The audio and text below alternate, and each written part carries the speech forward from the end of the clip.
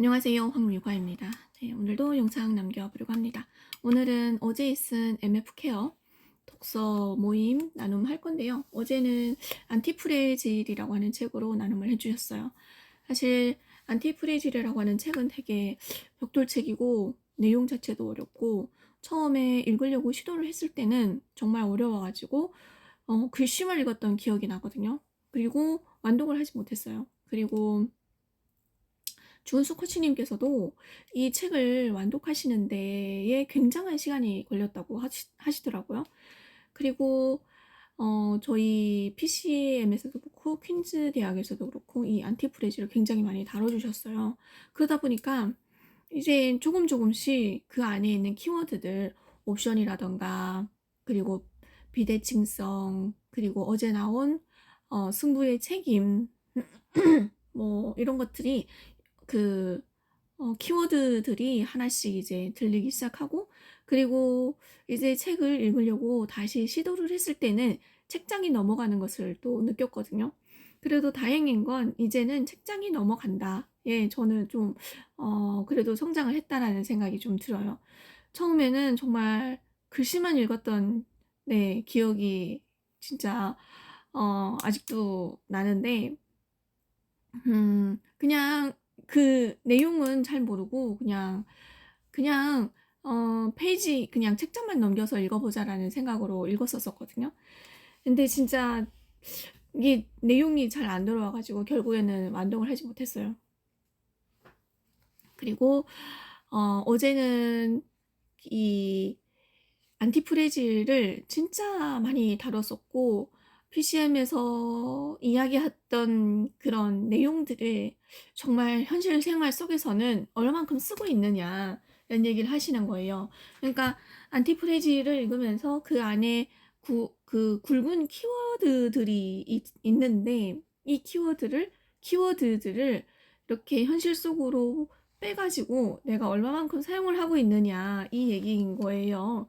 근데 생각을 해보면 책 읽는 거 따로, 수업 듣는 거 따로, 내 생활은 또 따로, 이렇게 그냥 다 각각 분리되어 있는 느낌이 없지 않아 있거든요. 대표님께서는 항상 하나를 붙잡으면 모든 것이 따라온다고 했거든요. 그래서 이것을 원싱이라고 얘기도 하셨는데, 그 코치님께서 일본에 갔던 이야기를 어제 해주셨거든요. 그래서 일본에 가서 그 구글 지도를 이용을 해서 어떤 목적지를 찾아가는 이야기를 해주셨거든요.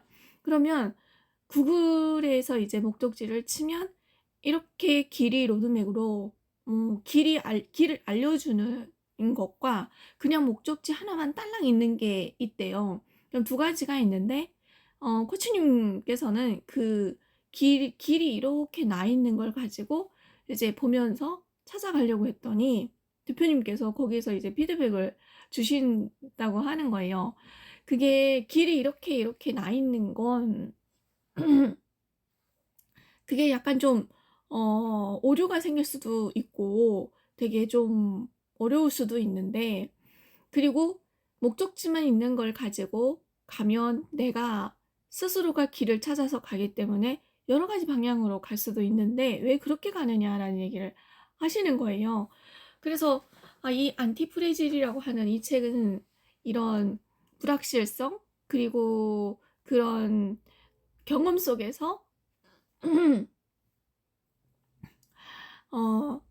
그 충격을 받으면서, 그리고 리스크를 계속 작은 리스크들을 계속 치면서 내가 좀 더 이제 성장을 하고 안티프레질해진다라는 그런 내용인데, 대표님께서는 그 작은 길 찾는 거에서도 이 안티프레질의 그 내용을 거기에도 적용을 하고 있다라는 생각이 들더라고요. 그래서 아, 이 내가 책을 읽는다고 해서, 그리고 그 키워드들을 내가 들었다고 해서 내 것이 되는 것이 아니고, 이렇게 실생활에다가 빼가지고 내가 써야 되는데 그것을 안 하고 있었구나라는 생각도 들더라고요.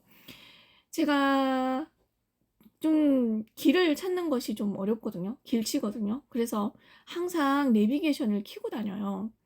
근데 이게 어쩌면 내가 길치기 때문에, 나는 원래 그렇기 때문에, 나는 원래 길을 잘 못 찾기 때문에, 그게 굉장히 불편하기 때문에 그냥 내비게이션 쉬운 거로 이렇게 의존을 해서, 거기에 의존을 해서 갔던 것 같거든요.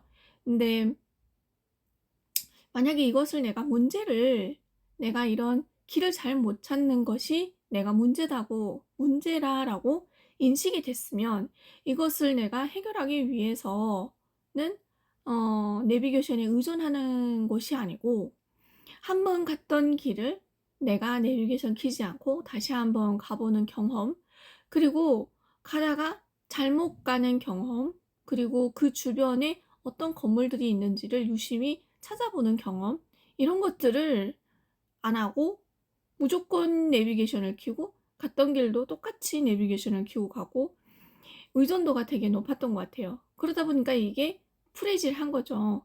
만약에 내가 운전을 했을 때부터 시작해서 10년, 거의 근 15년 가까이 하는데, 운전을 했을 때부터 시작을 해서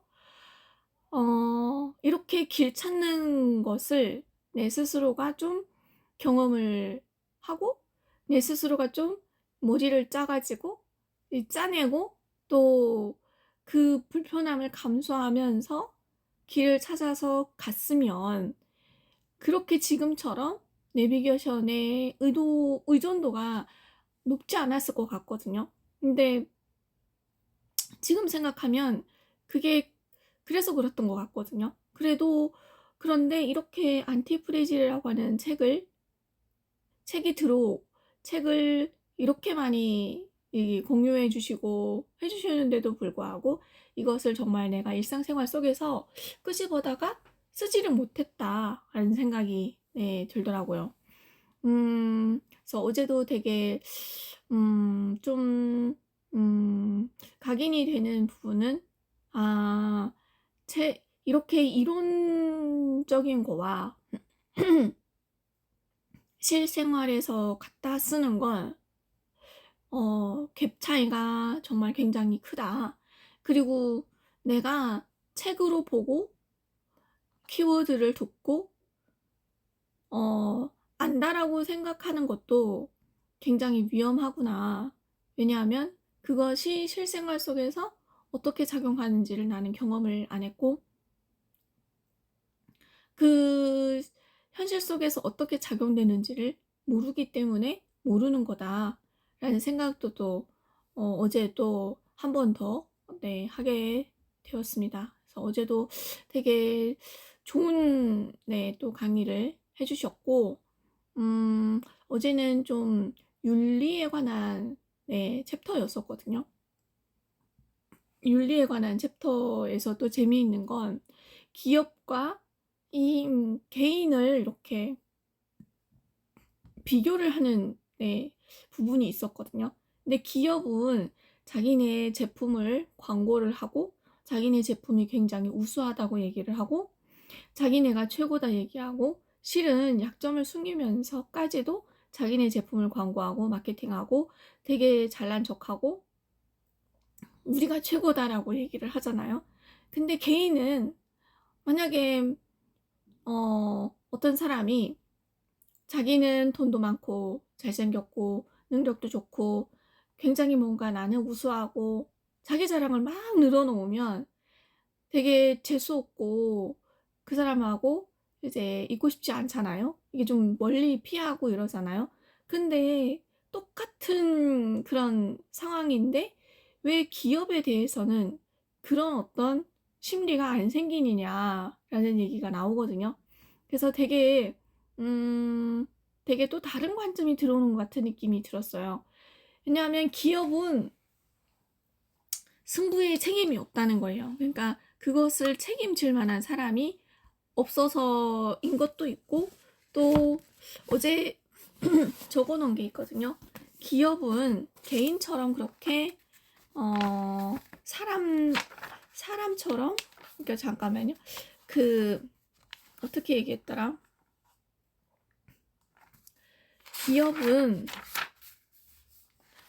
기업은 이렇게 개인처럼 윤리를 가지고 있지 않고, 기업은 수치심을 느끼지 않고, 기업은 동정심을 느끼지 않는데요. 그래서 기업은 관대한 행위를 하는 것이 아니고 오직 이기적으로 움직일 뿐이래요.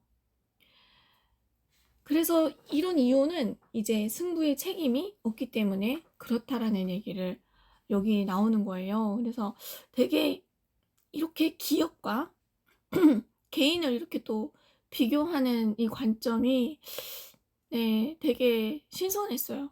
그래서 전혀 생각지도 않았던 이런 것들이 또 하나, 네, 관점이 하나 또 생기는 것 같고, 그래서 결론은 이렇게 광고를 하고 마케팅을 하고 하는 것들은 제품이 좋으면 굳이 이렇게 할 필요가 없는데, 그리고 중소기업이나 장인처럼 구전으로 통해서 마케팅이 되는 것이 아니고 자기네가 잘났다, 자기네 제품이 좋다, 그럴싸하게 포장을 해서 마케팅을 하는 거잖아요.